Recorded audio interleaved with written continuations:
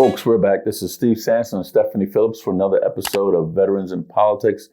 Today we have Maya Beaudette. She's going to be discussing the medical negligence that resulted in the death of her son. But before we get to Miss Beaudette, Miss Phillips. Hi, everybody. Thanks for joining us, and thanks to our sponsors, Semper Fi Heating and Cooling. They are a veteran-owned business, and they are sponsoring our show. You can get in touch with them at callsemperfi.com, callsemperfi.com. And also, we have a new sponsor. We don't have a sign yet. We will probably next week when we do the show, but it is the mayor of Henderson, Michelle Romero. She is running for re-election, and her website is votemichelleromero.com. So jump on her website. And also we have a merch store at vipimerch.com. It's vipimerch.com. Jump on there and check out all the fun stuff that we have for you guys. Also, our consulting business website is vipiconsulting.com, vipiconsulting.com. If you are a candidate and you need a consultant and you're running in a nonpartisan race, give us a call, get in touch with us. Also, don't forget to grab your copy of Steve's book, How to Navigate Nevada's Family Court System. You can get it on Amazon. It's $14.99. And it's a self-help book for all of those who are going through the family court system without an attorney. If you can't afford one, this will help you through. And he'll even autograph it for you for free. He was trying to charge last week. What else? We are planning our ball, our Valentine's Ball on February 7th, 2026. I know that's a ways away, but we're going to have early bird tickets on sale this summer. So look out for those. And I think that's it. That's it? Yeah. Miss Beaudette, thank Yes. you for coming. Thank you. Could you give us a bio, please? About you. About me? Yeah. Personal history. You know. Where you're from. You're a track star. Where you went to high school.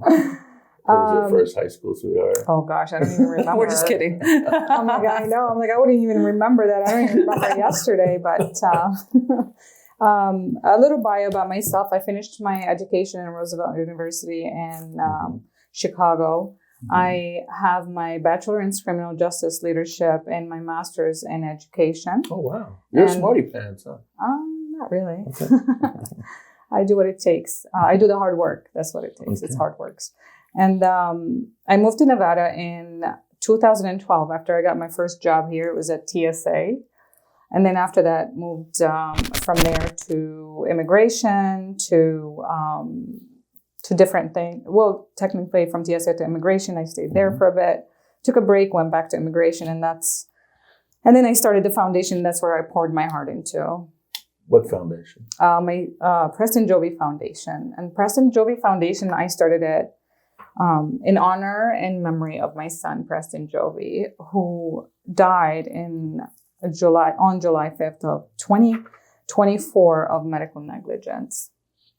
Oh, and how that went, Preston had a little bit of a cold, so I took him to the ER because he was wheezing. And the first day I went, it was Sunday the 30th, and I went there, and the doctor, it was a young doctor, it was Sunday night, she didn't want to do any work, she was more concerned with the vending machine of what chocolate she wants for the night. And she checked on him. It was a nurse that diagnosed him with stridor. She said, oh, it's stridor. And What is that? A stridor is like a inflammation of the throat. Mm-hmm. And then that stridor went and then... It's a bacterial infection. No. No? They said it was viral. Okay. So what happened, she said it was viral. She gave him a steroid. She said that's going to make him improve. They gave him a breathing treatment, 2 breathing treatment and 1 steroid. She's like, this is normally resolves it. By tomorrow, he'll be better. And then she told me to follow up. And I went home. But the next day, my son woke up with a fever. He was worse. How old is he? 17 months old. So I took him to the PCM. The PCM was not there, his PCM. It was a resident student that was taking his spot because that was July 4th week. All the doctors were off. They had their vacations. They had students covering up for them. So the student didn't go and do any further testing. He didn't.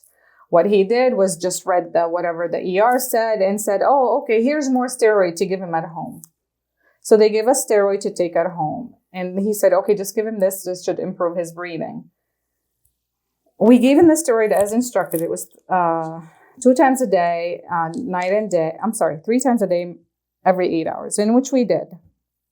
The day after, which was the 2nd, my son was breathing so much worse than ever. And he was jumpy. He wasn't resting. You're giving him steroid. That was so much steroid. And then I called his PCM, and his PCM was not there, but the nurse picked up. And she's like, oh, okay, I'll send him medicine to the pharmacy. The pharmacy was closed. So I was like, okay, well, the pharmacy is not 24 hours. So it closes at 10. So not 24 hours. It's not 24 hours. They close at 9 or something. This is what hospital? No, this is the PCM still. Oh, okay. So I didn't want to wait till the next day. So I took him back to the same ER, which was St. Rose, Siena. Mm-hmm. I went him back to the same ER because I'm thinking to myself, they already done the workup. Now they'll see he's not improving. Maybe it'll change. So they diagnosed him with croup. He never even coughed once. Never. He didn't have any barking cough. And the reason why I know that, because I kept telling them, I have 2 other babies, his age group, and my son is 6 years old. So if he had croup, it's highly contagious. The other babies would have gotten it too. They didn't have any symptoms. Right. He was wheezing. He didn't cough. He didn't have any of that. They didn't listen to me. And the doctor on that time gave him 6 doses of steroids and 6 breathing treatment. What happened that night is that caused him bradycardia. Bradycardia is the heart stopping every 2 beats because of its overworking, right? They did not tell me that that's what happened. I just kept on seeing the machine numbers going up and down, going up and down. And I was asking, what happened? Why is it like that? And they didn't say anything. They're like, oh, we're just going to admit him for the night to observe him. It just seems like a bad case of croup. The doctor in charge told me, I talked to the PICU in charge doctor. Her name is Vitsala Kasavulu. The doctor that sent me to her, Jacob Snow, said that I talked to her. They're going to put him under an oxygen tent to help him breathing. And then I already talked to her. She approved it. We're going to do that when we go to PICU. We went to PICU, and this plan completely changed. First of all, we didn't see the doctor. We saw the nurse. He came in, the nurse, and he's like, oh, no, we're not going to give him oxygen. We're just going to put a mist in his face, right? There's supposedly the humidifier is going to make him breathe better. And then they gave him more breathing treatment. And when they gave him the mist, my son started laboring for breath. Oh, wow. Laboring for breath. And I kept telling them, this does not sound like croup. This sounds like bronchitis, some sort of wetness. Like you could hear the wetness. And I actually have a video that I could show you guys that, if you want to put it on, of him at the hospital, of how his breathing was. And when that happened, they're like, oh, we're going to bring the pulmonologist specialist to take a look at him. Nakamura comes. He's the only pulmonologist specialist in town. So whichever hospital I would have went to, whether it was Sunrise, whether it was Summerlin, whether it was the only pediatric pulmonologist in town, in Las Vegas, in Clark County, is Dr. Craig Nakamura. Craig Nakamura. Everybody catch that. One pulmonologist for all the children. Yes. Okay. It is. I just wanted people to hear this. Okay. Yeah, because if I went with... Did they do a chest x-ray on him? So they did it the first day. Okay. But they didn't do it the second or the third. And he's getting worse. And then they did a blood work, which was elevated blood cells. And they said, no, it's normal. And then they did a CT scan. But what they didn't do a CT scan of his chest. What they did is a CT scan of his throat. So all of this, them telling us he's fine, is just croup. Nakamura comes disheveled, he's tired, and he's like, okay, fine, I've seen kids breathe like him for about a month. And I was like, are you sure it's croup? He's like, yeah. I'm like, this is the 3rd doctor or 4th doctor that's telling me it's croup. And that's me after saying, I have other kids that don't have, they would have had croup too. Or he's like, oh, croup symptoms are different between children. That's his answer. I'm like, can you give him antibiotic? Would have hurt him. He's like, no, but it's not needed. Right?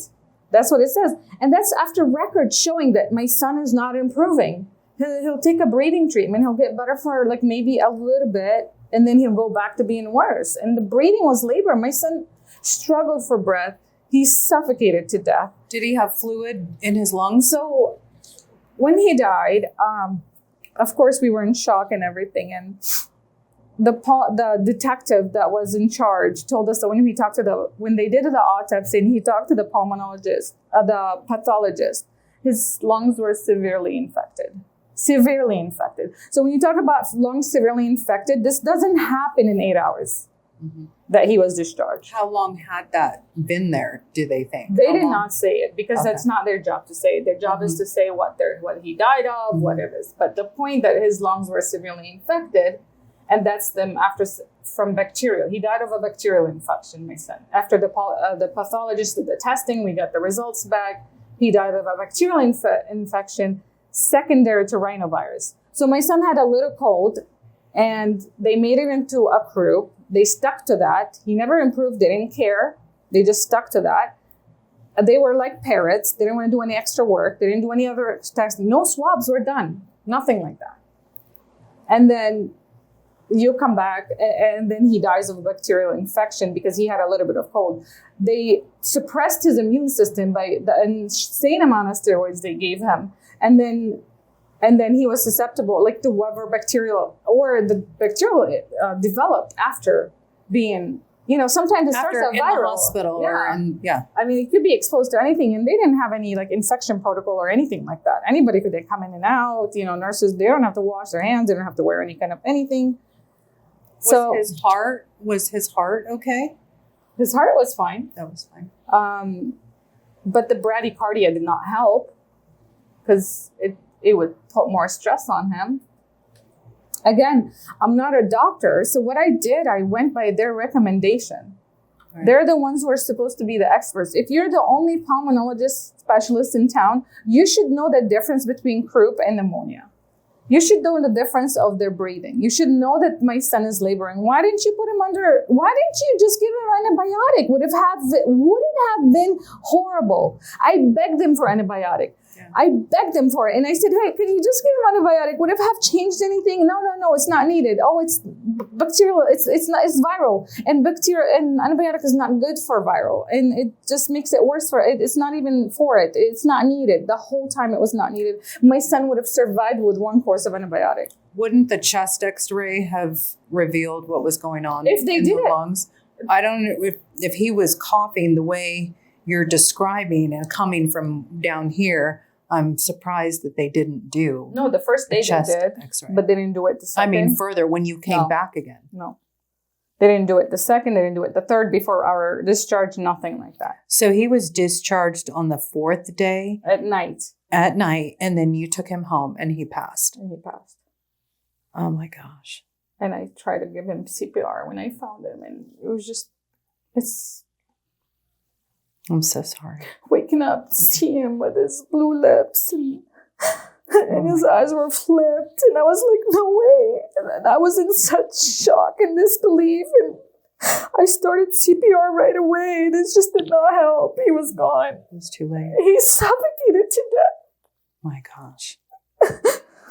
And there's another case that you were telling me about, a 3-year-old under this same doctor's care. Well, both doctors, like Kisavolo, and like the doctors are all, I feel like they're all responsible because they did not take any extra effort, whether it's the testing, whether it's changing diagnostic, or whether it's preventative. Mm-hmm. Antibiotic would have been preventative. It would not have hurt you in any way. He already had a vein, an IV in. Right. He already had that. You should have just given it to him. Yeah. Right. No, nothing.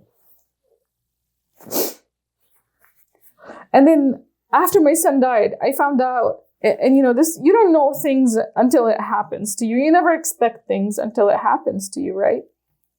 After my son died, I found out that Nevada does not hold doctors responsible. Does not. There is no responsibility on these doctors. They could pretty much, they act with impunity. There's no accountability for anything. For example, Kisavolo, the doctor that's responsible, she had 2 different lawsuits in the past 4 years for 2 other children that died the same way my son died. She's still working as the head of PICU at St. Rose Siena.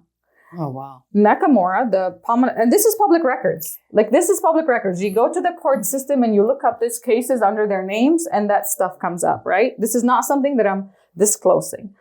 The other one is Nakamura. He is in court now for a 3-year-old that died under his care when he was doing a scope. And that 3-year-old, and he just settled on April 26th. So when they settle, that comes out of the court, right? It goes into between them, and then they might sign a do not disclose kind of thing. Oh, so no one will ever know what no that one will ever know. is. And the board does not post anything like that, right? They will do their own. That should be public. It should be public. Yeah, absolutely. And the thing is, they don't post any kind of settlements. They don't post any of that. The only thing they post, if they investigated and if they found something, they'll put it on their website, but there's no accountability. It doesn't change anything except that they mention it on it's very hard to find. You have to look for it and find out what's going on, like with this doctor, and then find if there was any kind of malpractice under their name. How many suits does the medical board in Nevada allow a doctor before they yank their license, do something drastic, and there's no numbers? Nothing. There's no threshold No set. threshold. You could have, and that's my question exactly. I went to them and I was like, I actually sent Socito, his name is, the medical board director. I've sent him multiple emails to find the information. He did not respond to me because I wanted to know. What's his name again? Socito. Do you know his first name? Yes, Ernie, I think. I have his email. That's how I got his information, by contacting the medical board, contacting his email. We'll make sure and tag him on this Facebook Live and send this to him when we upload it to YouTube. Yeah. So I hope that you are hearing this, because we're going to make sure that you hear this. Go ahead. Yes. So the medical board of Nevada does not have a threshold. Like, you could ask them, how many children have to die under the same doctor for you to do anything? Right. 0. There's nothing. This is the thing. The reason why, because we don't have laws against it in Nevada. It's because they go with this song and dance of, oh, we're short doctors. They allow all these doctors to pretty much be, immune to prosecution, immune to anything. And it's something that's here in Nevada, and it happens, it continues. Even the politicians that you go to, I went to Julie Pizzino, and I asked her. She's in your district? She's the one I had to go to, because first of all, I went to NAFT. He was so dismissive. I've never seen anyone. Yeah. He was so dismissive. Like, it doesn't affect him. It doesn't. Mm-hmm. And that's the thing. Like, he's like, okay, we'll make the appointment with you. Was late on the appointment. And then the whole time he was looking at the time like, oh, sorry about this happened to you. I'm pouring my heart out to him. Like, this is what happened to my son. Mm-hmm. And, oh, sorry this happened to you, but this doesn't fall under my jurisdiction. Thank you. I'll connect you with Pizzino, which falls under your district. So did you get with her? I got with her. And the first thing she said, oh, these doctors are so overworked. They're so overworked. They make mistakes. I'm like, you call a person's life mistake? Yeah. Our children's life's mistakes? Mm-hmm. Let me ask you something. If I was a driver and I'm working 2 jobs and I'm overtired and I drove and I hit someone with my car because I was overtired. It's a mistake. It's not intentional, right? Mm-hmm. It's a mistake. Mm-hmm. Am I going to get off of it? No. I'm going to get charged with manslaughter. Mm-hmm. So why are they allowed to do whatever? No other profession has this. Even the president don't have this kind of immunity. Mm-hmm.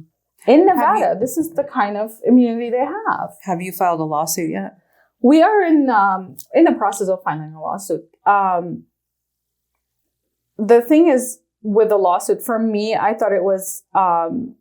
It took me a bit. Look, I had to find the right attorney that represents our interest. Mm-hmm. There are a few attorneys in Nevada for malpractice. There are a lot of personal injury thing. The thing is, with Nevada, they even imposed a cap of how much you could sue the doctors for. Mm-hmm. So the cap is $350,000. And now it went up to $425,000, which I'm going to touch up on that. But for $25,000, this is for everybody involved. Mm-hmm. So every doctor in the hospital. So this goes to their insurance. It doesn't affect them in any way. Insurance pays it, split among them, Mm-hmm. and then it doesn't affect them. They continue to work. They continue. There's no suspension. There's nothing to them. They continue to work. So how is that? And then this is another thing. Lawyers who benefit from medical malpractice lawsuits, doctors who are the subject also benefit from having a cap, met together about the increase of the cap to increase the lawyer's fees because it was capped at 30% and they wanted to increase it. So they didn't put it out to vote like they did initially. The two person that are pretty much going to benefit for it met and decided we're going to increase it $80,000 and go from there. And another thing that was really again, against the patients in Nevada, when they talked about professional malpractice, which is everything that happens under the hospital. So you cannot sue individual doctors. You'll have to sue them all under this professional, under the hospital. In the past, you were able to do it separately, right? But you have Patricia Lee as a Supreme Court judge. When it went to Supreme Court judge, it came negatively back and they said, no, everything falls under the cap under this. So you can't sue them all. You got to sue them all under the hospital for this amount. Everybody. And the reason why, because we have Patricia Lee. Patricia Lee used to be a malpractice defense attorney for the hospitals. So that's a conflict of interest for her deciding, okay, we're going to be doing this. So how is that So that never went back to the voters. Yeah. Legislature, they just made this decision. That's what happened. What happened? When they increased that. Who is they? Who? Okay, so that was Steve Yeager Mm-hmm. met with the doctors and the lawyers of malpractice. We don't have the name of the lawyers involved, but it's those people that know each other, that go against each other, or then negotiate the settlements together. They met and said, oh, okay, the lawyers were like, okay, we need more money because $350 is not doing it for the amount of work we put in. And the doctors were like, oh, okay, fine. We'll increase it another $80,000 from here till 2028 to reach $740,000 in 2028. But it's them together agreeing to it. They didn't put it out. So they just amended the statute. Yes, between each other. And then they did not put it out to vote like they did when they placed the PAT. It has to go through committee and go on the floor. And that's the committee. They all decided beforehand, and then they went, submitted it, and agreed to it. The governor has to sign off on it. And they did. Now, how did Patty Lee get involved in? How did she get involved in this? Patty Lee. This is a different lawsuit. So with Lee, how she got involved, there was a lawsuit for individual doctors suing individual doctor versus the hospital. That ended up on an appeal, and it went to Supreme Court. Okay. So when it went to Supreme Court, you're talking about a malpractice defense attorney for the hospital. Are they gonna? That probably knows all these people. Everybody, and then she was a partner. She's still, I think, a partner at Hutchinson and Stephenson. Hutchinson and Stephen. She came off being a partner. She's not a partner. She's not a partner, but I mean, she still knows these people. Oh, yeah. You know, and Hutchinson and Stephen is the contracted defense malpractice attorneys for most of the insurances here in Nevada, in Las Vegas. So they defend every hospital pretty much. They're known for it, or every doctor. So they're also representing the doctors that are in charge of my son's death. Wow. Yeah. So what would you like to see differently in the state regarding your son? I would like to see accountability. That's just basic things. I mean, if you are negligent enough with someone's life because it doesn't affect you in any way, I would like to see accountability. I would like to see a threshold of any kind. Even one life is important, but when you're talking about 2 lives, 3 lives, these are families destroyed. You're not talking about just a child. You're talking about siblings, parents, grandparents, uncle, aunts. We're all affected by it. We're all destroyed by my son's loss. My kids going through trauma therapy because they saw their brother dead. My husband, who served 5 combat tours, 4 in Iraq and 1 in Afghanistan, seen the worst out there. says that it's not comparable to my son's death. This is the amount of things we go through daily. It's impossible to function. We've lost so much of everything. I lost myself, and they're not affected. They're working, Nakamura makes $3 million a year. Oh my gosh. He lives in a $6 million mansion. That's one of them here. He has another property in California and one in Hawaii. And you're talking about millions of dollars. Is he being held responsible? No accountability. No accountability. What did they got to do? Sign off? Okay, fine. Take the cap. Even if they took the whole cap, only him by himself, $400,000. How is it going to affect him? Nothing. His insurance. And he still gets to practice. Yes. I mean, with no suspension or revocation Yep. of the license, or no consequences, because insurance is covering the monetary part. Yep.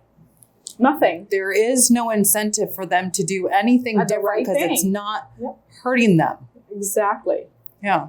It's not hurting them in any way. It doesn't affect them in any way. I mean, you already have 2 other deaths, and this is only in the past 2 years. You do understand there are others. How long has he been practicing like here? 20 years. Imagine how many deaths and settlements he've done. So what alerted you to Preston when you found out that he wasn't breathing? What alerted you? What made you go? And was he sleeping? And He was sleeping, and I just heard no sounds. I ran to his crib. He snores or? No, here's the thing. At 4 a.m., we got home. He was tired. He wasn't feeling good. I gave him some ibuprofen because his fever was really high. And they said, give him ibuprofen or Tylenol, whatever it is. He seemed to be a little bit comfortable, fell asleep in his dad's arm. And we were like, you know what, we're going to keep him in a crib because I don't want to keep him next to the bed with me. I don't want him falling off the bed. So I put him in a crib, and then I woke up and he was dead. So it was very traumatic for me. I still feel guilty about even sleeping for 2 hours. And I will carry this for the rest of my life. So how does this affect you regarding medical personnel? It's very hard to trust. Some type of PTSD? Of course. I have PTSD every day. I wake up. First of all, even my dreams consist of horrific, replaying his death over and over. And I wake up and I replay his death over and over. The what ifs, what if can I turn back time? Every day is a reminder that he's not there. And the dreams, when I close my eyes, all I could see is his dead face. This is something that doesn't go away, and it just affects your functioning, your day-to-day activity. It's very traumatic. And then when it comes to medical personnel, I'm afraid now. I'm afraid for my other kids. How old are your other kids? 6, 4, and 3. So they're still in that age where they need, if they get sick. And this is the craziest thing that happened to me. So my 4-year-old got sick. He had a very high fever that didn't go down after a couple of days. And I was like, I'm going to run to the hospital. I'm not going to go to San Rose. I'm going to go to Sunrise. Mm-hmm. I go to Sunrise. I wait for the doctor in charge. And guess who walks up on me? That guy. No, Jacobs. No, the same doctor that treated Preston that same night. Wow. How crazy. And then I find out that they rotate between these hospitals. They rotate. They're the same doctors going in circles and circles. And here's one. Did you allow him to see your son? I was there. Honestly, he saw my face as I broke down, and he's like, "Oh, I'm sorry, I caused you this distress." And they discharged us. He's like, "Give her antibiotic to go and discharge us." But here's another thing. Why didn't they give me antibiotic to go at St. Rose as I left? Right. Nothing. One course of antibiotic would have saved, my son would have been with me today. My life would have been different. Have you received any support, like any therapy or? I mean, I received therapy on my son. I see a therapist. It doesn't help. Therapy doesn't help when you lose your son because they want you to repeat. For example, I don't know if you've been to PTSD therapy for military. If you have, they tend to want you to repeat the story over and over and over, thinking, you're going to come to term with it, bring it out. It becomes something. With my case, you want me to repeat my son's story over and over? I'm living that every day. It does not help. Therapy does not help in any way. For me, maybe for other people it does, but for me it did not help. But I definitely sought therapy, and I saw 3 therapists at some point. The only therapy I get right now is by pouring my soul into the foundation I started in his memory, in his name. So this foundation, what do you hope to accomplish? Well, the foundation, I don't know if you guys know, but once my son died, you know what they did at Sam Rose? They gave me a little First of all, this is one thing that needs to be addressed. They called the cops. I didn't get any chance to spend time with my son after he died to like hold him or grieve him. They pulled us to investigation in the other room. And that's because every infant that dies in Nevada, you have to investigate if it was neglect. But I'm like, I was just here yesterday. Oh my God, really? They didn't allow us to mourn our son. They put us in separate rooms, me and my husband, and started interrogating us for 4 hours. Cops? How long after your son? You called the same time. Right there, 4 a.m, 5 a.m. by the time they got there. No, by the After time they he got there, we passed. went to the hospital. They took us to the hospital. Oh, okay. We had EMTs there working on my son, and then they took us to the hospital. They called the cops. The cops took us to the hospital. My son died, and they called him. The doctor that called him, they have to call the time of death and everything. And the cops were there waiting for us.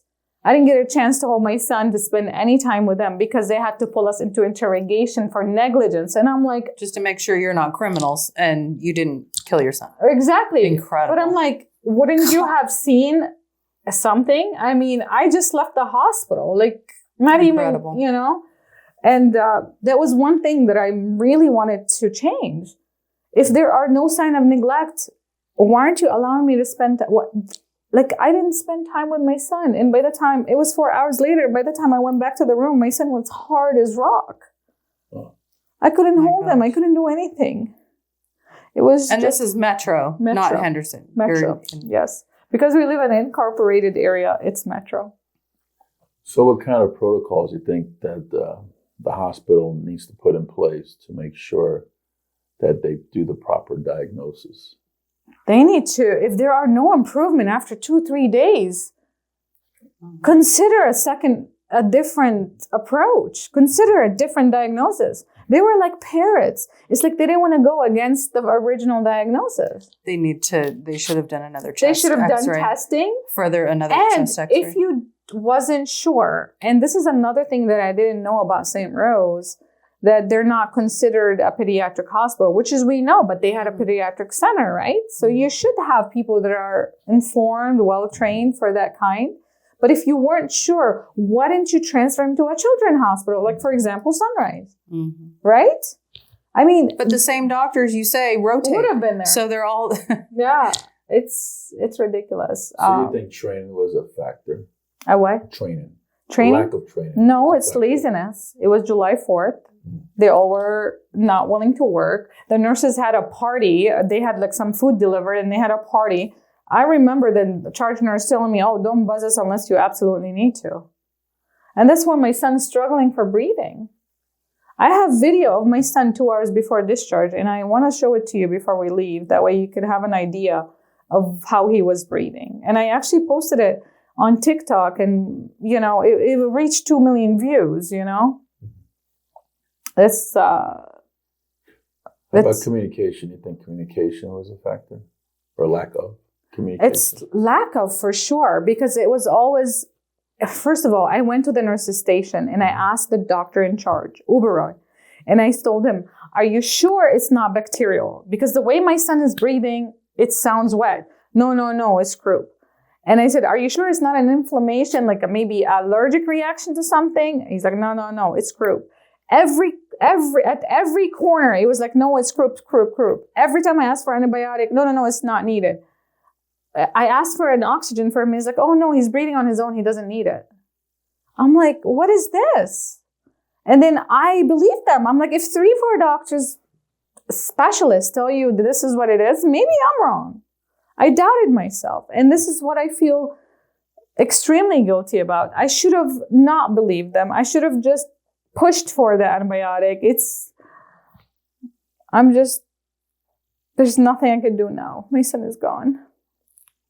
But what I could do is tell his story and hopefully change it for another mother not to go through it and not to have to go through the hell I go through every day.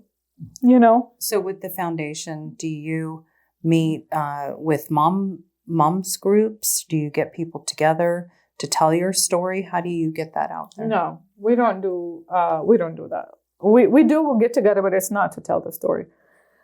So the foundation, once my son died, they handed me a pamphlet after the investigation and everything. And they're like, oh, here you go. This is what we offer as support. And I looked at it and it was just like, the supports that they offered was, first, it was a group, like a compassionate care online group that you could join. And then they said, oh, here's Camp Cope or Adam's Place for the kids. First of all, Adam's Place for the kids is 6 and over. For kids 6 and over, they meet once a month. And I mean, I'm glad they're doing this for the community because there's nothing else. But at the same time, they only work during school time. So at the time, my son died in July. My kids would not have been able to get in till school time, end of August. They needed it right away. The other thing is they wanted you to attend an orientation, which we attended. My kids and I attended an online orientation of 2 hours of 2 people talking about, I don't know what, because I'm grieving. My son is dead. I want my kids to get therapy. And I'm sitting there listening to somebody talking about, I don't know what. I didn't even hear most of it, but it was 2 hours.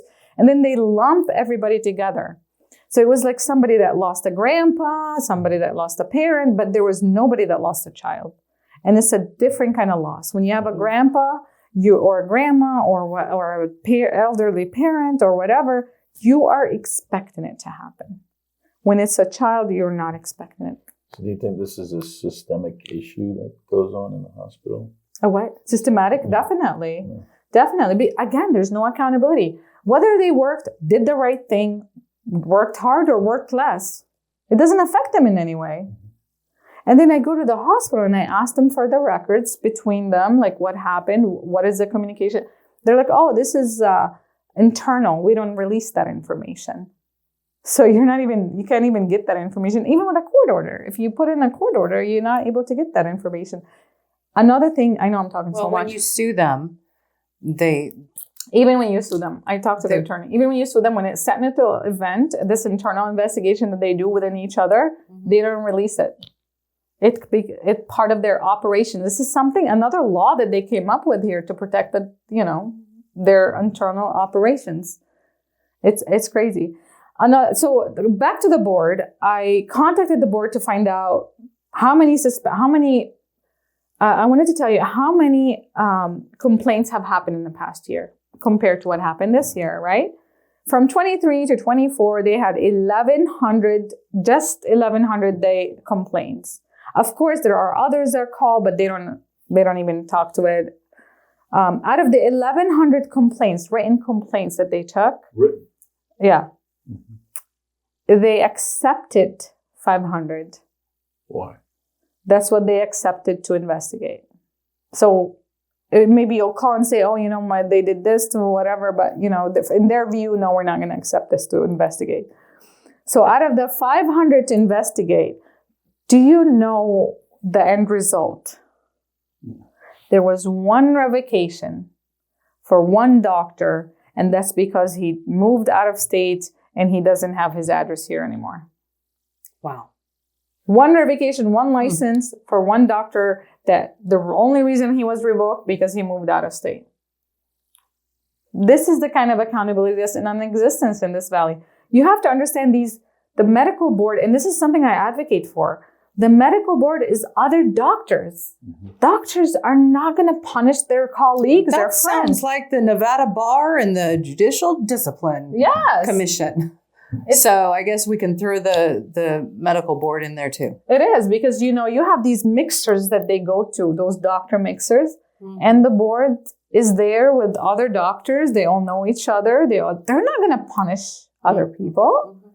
They're not. And this is what I advocate for. I'm like, we need a third party, a third neutral party that's not involved with each other, all in bed with each other. So what do you hope to accomplish by coming on the show? Tell our story and raise awareness. Awareness is, when I talk to people in Nevada, and this happened, most people don't even know that we have a medical cap. They don't know how it started. They don't know how it ended. They don't know that there is no criminal charges or criminal path to charge the doctors, regardless of how many deaths they caused.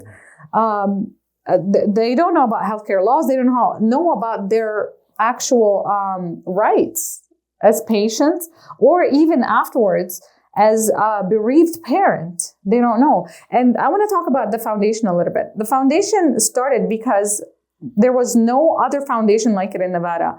We provide grants towards burial, cremation, funeral for families that can't afford it. When you lose a child, you don't have that money to, like, it's so unexpected. You're not expecting to bury your child. You don't have that money to... They say it's unnatural for a parent to bury their child. It's unnatural. And then you don't have that. Most average American do not have that money to come up with it on the spot. So most people either do a GoFundMe or take loans out or whatever. So when I started this foundation, I thought it would, it blew up fast. We have a lot of requests from families, from mothers who lose, whether it's preemie, whether it's stillborn, whether it's like a chronic disease, the child died, and they all need help in some way. And here's the thing. I went to the financial committee and I said, we need a discretionary grant. We're the only one in Nevada that does this. The only one. Nobody else does it. We do the memorial keepsake. We do the funeral arrangement, the burial, cremation. All of that earns, and nobody else is doing it here in Nevada. And they came back and said, no, we don't have any funds for you. No grants. And I'm like, in Nevada, there are nothing like it. No social services, no other nonprofit that does it. And we are pure charity. So I'm not getting paid for anything. This is my time. And the reason why, because I'm passionate about it. I want to help other families because this is what I went through. I understand. No one else understands the loss of a child unless you went through it. And I have been through it. So how could families advocate for their children? I mean, what type of recommendation would you give them, or a tool? I would say do not trust. Trust your initial gut more. No matter if in 10, 12 doctors told you that's not the case, trust your gut more. And that's the thing. For me, that's the one thing I regret, is trusting their word over my gut, that there's something wrong. I kept saying it's not croup. There's no way it's croup. He's not even coughing. And they just insisted it was. And that's one thing I regret. And I also want families to demand. If you feel like he needed antibiotic, demand it. If it doesn't happen, ask for a review. If it doesn't happen, and I wouldn't say to hospital shop, right? It shouldn't be something like, oh, take him somewhere else or whatever, because they should do the right thing. So ask for a case review. And I want to mention one more thing that's like side note. Patient advocates are not your friends. They're not your friends. They're there to protect the hospital. That's it.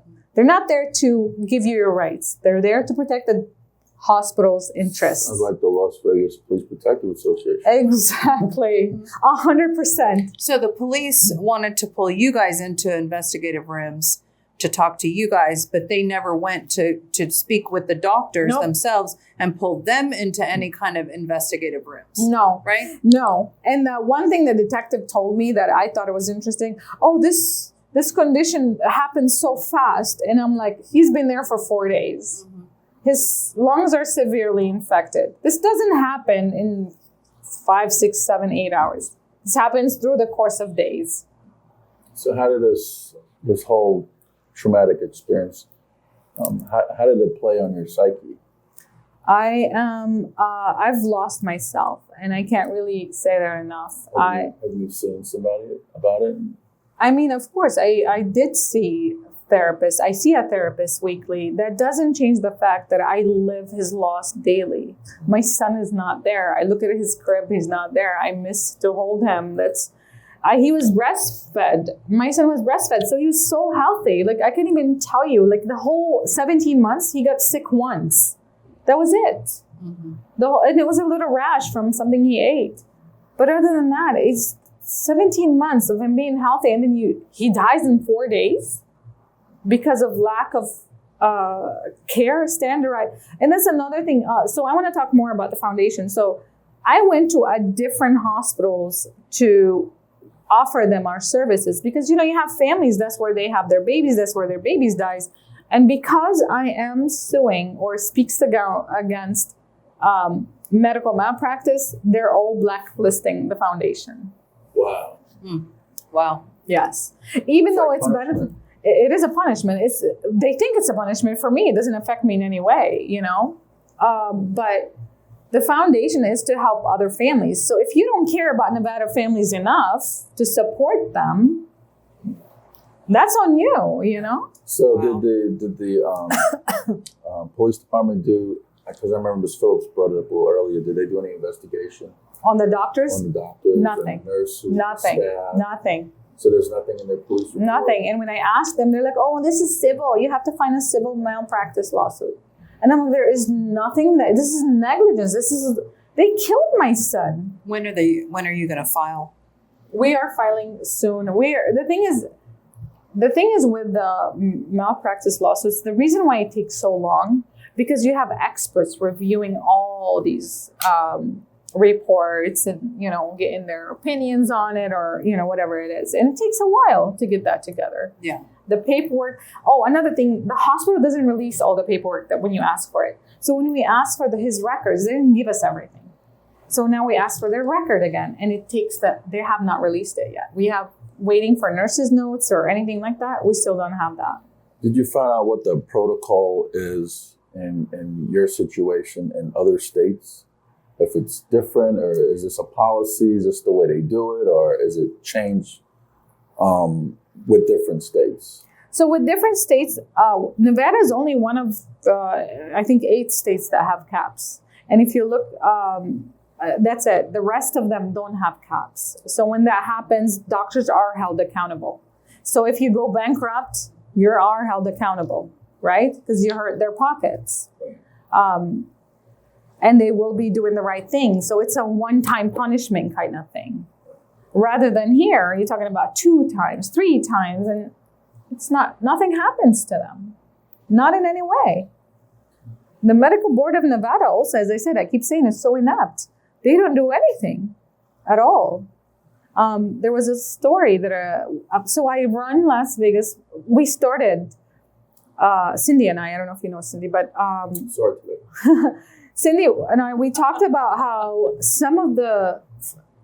here's another thing. A lot of the groups, admins that in Nevada, they know each other. And there's so much censorship. So much censorship. You cannot. It's like a clickage. It's like a click. So you can't really speak against the hospital or whatever because they all either work for them or have connection to them. But anyway, so we started a group, Las Vegas Moms Uncensored. And that's where we post all the stuff we know about, whether it's legislation, whether it's malpractice, whether whatever, because those things are swept under the rug. You'd never hear about it. If I didn't tell the world about my son's story, would you have known? Yeah. No one would have known because they cover it up. What do you think that is? Because we have a very strong healthcare lobbyist in Nevada. And those healthcare lobbyists pour millions of dollars in these politicians' campaigns for the politicians to pay them back when it comes to legislation, putting laws in effect that protects them, that protects the doctors. Ms. Phillips. There's, I just wanted to see, because the comments aren't coming up on the screen here.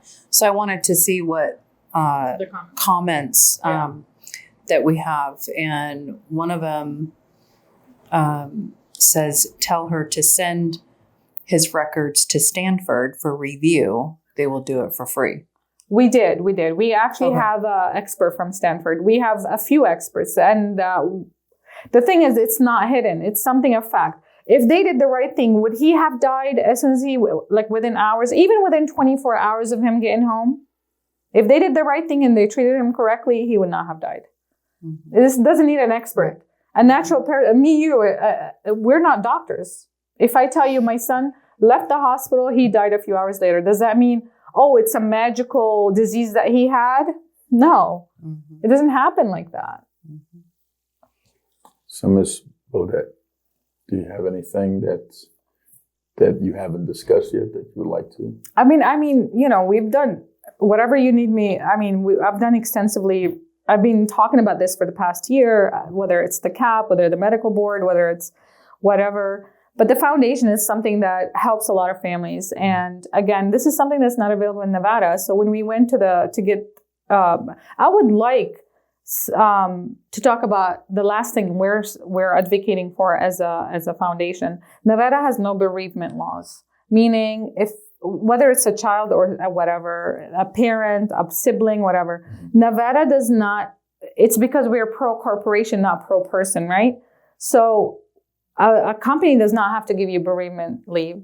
You have to use your PTO, you have to use whatever it is that you need to use to be able to take off. We don't have any laws. Every other state, I mean, a lot of states do. They give you at least a week. We got maternity laws, but we don't have those. We don't have maternity. We have parental laws, like if you have a baby to cook the bond with. But what if your baby that you just had died? You got to go back to work next day. Yeah. How are we pro-life, but we're not supporting the mom? So the mom's journey ends when her baby dies? No. Wow. Yeah. We don't have that. So I've approached legislators for this legislation session to educate, to be like, hey, this is something that's needed in Nevada. Did anybody draft a bill? Did it go to I drafted committee? the bill and sent it to them. Did somebody sponsor it? Nope. Who did you send it to? Sandra Uruguay and Menzino. That's it. Those are the two that are in my district. Okay. I actually went to Yeager himself. Mm-hmm.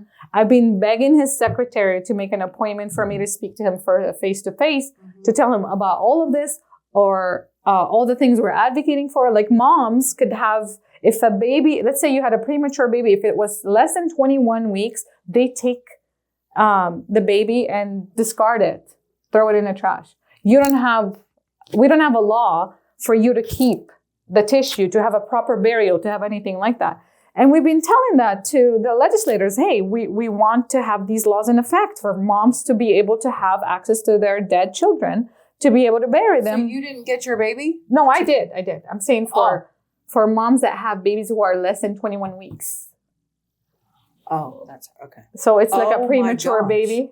A premature baby, you know? So you know how they tell you birth happened at conception? Yeah. At 4 months, the baby is it's a baby, you know? So, but at the same time, when you have a baby, let's say you had a premature baby at 4 months, you're not entitled to their tissues. The hospital takes it. You don't know what they do with it. They either donate it to science, they either do whatever there is that they do with it. Oh my gosh. So you don't have access to it. We don't have laws. She's supposed to have access to the body to do burial or cremation or anything? Only if they're over 22 weeks in Nevada. Who said that? There's no laws. Huh? There are no laws in Nevada for it. The session is going right now. Have you? I have. She just said that none of them took it on. No one, no Have Pazino. you went to Carson City and? I have not, because I don't have anyone to sponsor any of the bills. Mm-hmm. And I've tried to contact all of them to be like, okay, you're in my district. You're able to do this. Yeah. And then when I contact somebody outside of the district, they refer me to my district people. So I'm like, who am I going to tell? If they're not interested in helping Nevadans, they're really not. But here's the thing. They did, this legislation session, they put another $100 million for hospitals to bring doctors to Nevada. Every 2 years, they put that much amount of money towards bringing doctors to Nevada. But at the end of the day, we're still having shortage. Where is that money going? Mm-hmm. So what they do, we're going to build a big, nice hospital. And that's going to be where the money went, construction of a new hospital. Wow. Same with the pediatric hospital. All these pediatric patient advocates are like, this is going to be the solution to our healthcare issues. No, it's not. The same doctors that work at Sunrise are going to work at this new hospital. What's the difference? How are you going to attract good doctors here? Mm-hmm. Because Nevada, any doctor that has malpractice in any other state are able to come here and work. We are a haven for malpractice doctors. So we get the garbage then? Of course, medical school rejects. Ask any place. If it was really good, we would not have been the 48th state ranking in healthcare. It would not have been. Ms. Phillips, do you have anything else, Ms. Beaudette? Well, Ms. Beaudette, we'd like to thank you for coming. Thank you. It sounds like we could have you on here for another good hour. Thanks. I can't stop it. I'm sorry. Mark's going to zoom in on you, and you have the final say, whatever you want to say. You want to reach out to whoever or the public at large. Yes. And you could promote Preston's foundation as well. Yeah, and give definitely. The website and all that good stuff. Yes. Okay.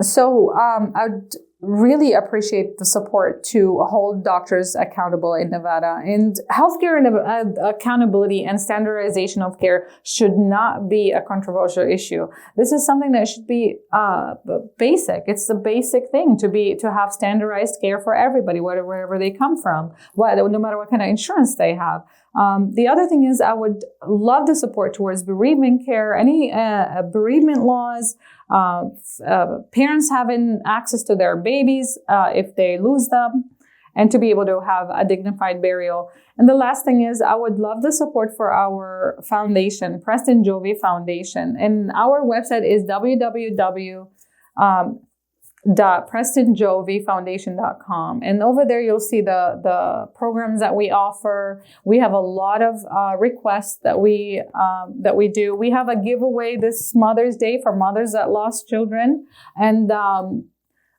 support us. This is something that's needed. Families don't have access to that. And remember one thing, even though you think it might not happen to you, it might just happen to you. It's something that you don't expect. So put yourself in these parents' shoes and support them in any way you can. Thank you. Thank you, Ms. Beaudette. Thank you for coming on the program. Thank you. Thank you, Ms. Phillips. Mm-hmm. Folks, that's Maya Beaudette, and she was discussing the medical negligence that resulted in the death of her 17-month-old son.